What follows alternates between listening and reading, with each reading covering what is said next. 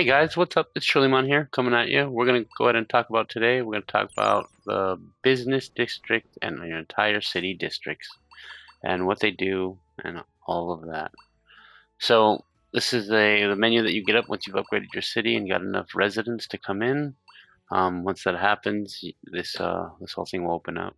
My city is upgraded a few, so it will look different on yours than mine. But the options should stay the same as long as you've recruited each Digimon that coincides with each section. So let's start off with the dimensional strength transport. So this is a place you can go and continue to fight Digimon over and over again. And so I don't really have it unlocked yet because you have to go out and collect data Digimon. But it's a very useful tool to farm out, stats and whatnot without having to leave your city. We're going to go ahead and go to the treasure room. The treasure room is ran by Nanimon as well as Garudamon. You can send them out to get items and resources. It does cost money or bit, and each time you do it, it takes a few days, as you see, 2, 3, 4 days, but they will bring you back something. As you saw when I first talked to him, he gave me an item. And then Nanimon as well, he will give you luck coins, and you can use those luck coins in certain shops and whatnot.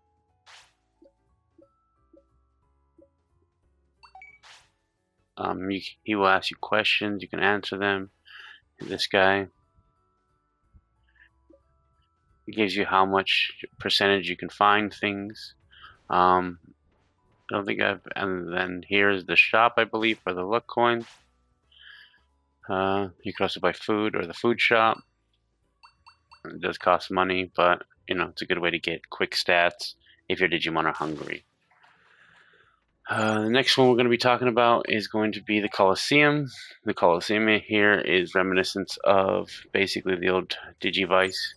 You talk to Gaomon over here, and you get to select which Coliseum you want to challenge. Those do cost. Those do give you the luck coins, and you can use to purchase certain Digimon upgrades, like for example, plugins that increase stats in battle. All kind of sort of stuff. We're then going to go to the arena, and this is the actual place that you trade your luck points in. Like I said, defense plugins, recovery, hellos, right? There you go, and bandages. Next, we're going to go see the museum. The museum is ran by Myotismon, and this is where you can see all of the cards and what they've collected by gathering materials. As you can see, I've only have 159 because they're pretty rare to get. But when there's like a fun little card collection thing within the game. Next, we're gonna go to the fishing spot here. Once you recruit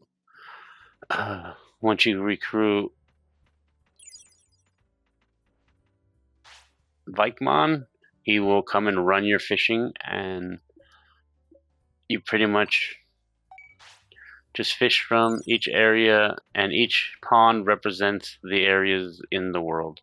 So as you upgrade it, the more and more you upgrade, the more spots you get, as well as the more rarity of fish you can get. We're going to go to the treasure room, which I don't have apparently, so that's unfortunate. Now let's go to like important ones. So the builder is pretty important, as he will actively upgrade your whole city by each facility. Like I said, like for example, you upgrade the fishing hole, you get more fishing holes to fish from, so forth and so on. We can go to the sender. The sender is like a taxi service in which you pay bit in order to pick a destination that you've been to, and it will drop you off on that destination, so that you don't have to go all the way through each area, and just waste some time. You can just immediately go to Boney Resort. You can immediately go to Faulty Ex Machina, Ohigano Ways, or even Logic Volcano in each sub-area that is available for travel. That's actually really big on exploration so that you don't waste your time. We're going to go ahead and go next. We're going to go to the business district. You're going to spend a lot of time here. For example, this is the hospital, I believe. So when your Digimon gets sick or injured or whatnot, then you bring them here. You can remove such things as well as care for them a little more. Over here in that same district is also the black market, which you can use to make quick bit without having to battle or whatever. Every day this black market changes. You just talk to Edamon once you've recruited them, and you can then invest. Things that are overpriced are things that are red are overpriced for the price that you paid for them, and things that are blue means the price is lower than what you paid for them. So you can just continue to buy them up to 50 each time, and then you just hold on to them until they reach red, and then you can sell if you have some. This is the restaurant. This will come in super handy when training, as as each meal, like for example of volcano meat veg fry, it will buff HP training, strength training, and stamina training. And so there's a bunch of other foods you can buy in order to do the other MP with strength, as well as, for example, the local udon. That's worth 5,000, but it gives you 1,000 MP. 1,000 MP is a lot, so you can utilize this to your leisure as long as you can afford it. Get comfortable. It's very important when targeting Digimon that you like. This is the advanced item shop. So this is going to be where all of the rare items you can buy, like the evolution stones. It's a way to skip through without training. I have noticed that when you do use these, the stats are not as much as if you were to train and let your Digimon evolve. So if I use this on a champion to get Gigadramon, my Gigadramon would not have benefited from any excess stats that you've acquired from battling or training in the training grounds, or anything like that. So the next part we're going to go to is the item shop. The item shop is right here. It is the place where... Oh, wrong one. The item shop is right here. And Greymon, once you recruit him, he will let you buy my tent. So I'm going to fix it because every time you use it, it does go back. And then here's Tentamon, like from the beginning of the game. His shop is upgraded and will have a larger recovery disc as far as you upgrade it. As you can see, even a stealth chip so that enemies can't see you. Gargomon, he sells battle items, so attack plugins, X, and everything like that. These do come in handy in boss fights, as they do give you a really big stat buff for pretty much the whole fight, and could be the difference of you winning or losing that fight. The next place we're going to be going to is I think that's it. That is all the places. The training hall. So once you get to the training hall and you get it upgraded, it will open up like this. You'll have sleeping pods that increase fatigue more, as well as once you've upgraded, notice how my strength is level 3. It will give you a lot more stats when you train. You can easily upgrade it by coming here to Kabuterimon, and you can spend bit in order to upgrade it. As you can see, it's 50k for level 3. The price does continue to increase the more you upgrade, so make sure that you try and upgrade that as often as you can, because it is very valuable when targeting Digimon.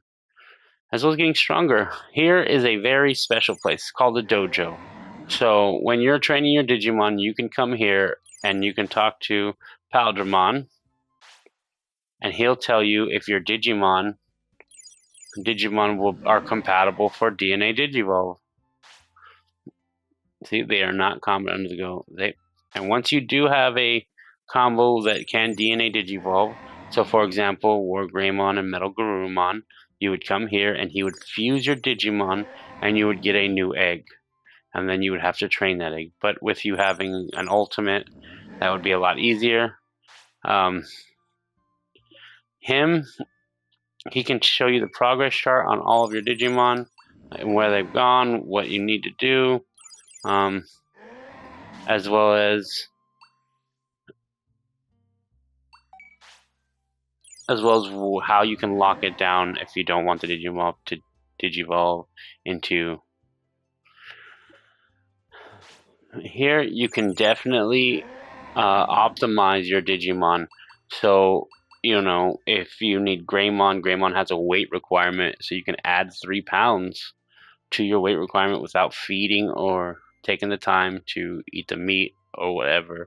Same thing with if you've overfed them and they are too heavy, you can minus them. This is the important one, the trainer failure. There's Digimon that require, say, Lilithmon. Lilithmon requires 6 training failures. So instead of sitting here and, not taking her to the bathroom, not feeding her, not letting her go to bed, you can just come 10K and it'll add a trainer failure. Make sure that you do keep a mental track of it because it does not tell you how many failures you have. And vice versa. If you failed on accident too many times, and it is because a lot of the holy Digimon do require less than 1 failure. So say you accidentally couldn't make it to the bathroom. That's 1 failure. You would just come here and it would negate it. This isn't as important because you can feed your Digimon Diginuts. Every kind of nut and every kind of fruit will decrease this by 2 every time you feed it. So this is kind of a waste of bit. But the most important is this trainer failure one. This guy, Antlumon, he will show you all paths to Digimon first. So you bring him when you have a rookie, and he'll show you every path, and you can go through the...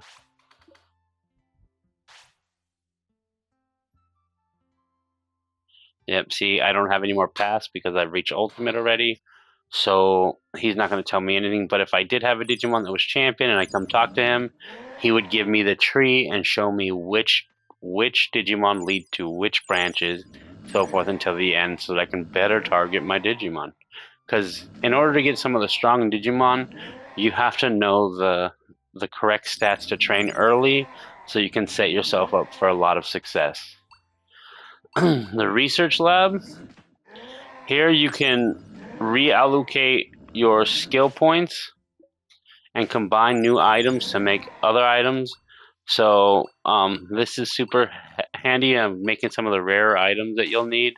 For example, there's a healing item that heals both Digimons for like 50k. You'd have to combine it here. And you would get more options the more you upgrade it. This man will